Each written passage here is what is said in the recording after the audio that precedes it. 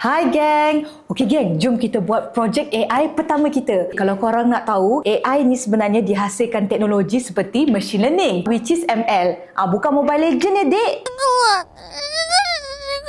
Machine learning ni di mana komputer belajar daripada data. Kat mana kita nak buat machine learning ni? Kita buat dekat Teachable Machine. Okey geng, kita nak train model machine learning ni sebab kita nak buat projek AI camera. Jadi kat sini kita get started, kita create new project, image project, and then klik sini webcam, dan kita hold to record untuk record beberapa sampel muka kita. So sini tertukar kepada face, dan yang kedua pula kita akan buat untuk tangan, step yang sama. Jadi kita hold, seterusnya kita train model ni, klik sini, dan sekarang ni machine learning model tengah dihasilkan, dan boom, siaplah AI kamera kita. Okey, jadi AI kamera ni boleh differentiate muka, tangan. Okey, muka, tangan. Jadi, terhasillah AI projek pertama korang. Alright gang, tu saja. Bye.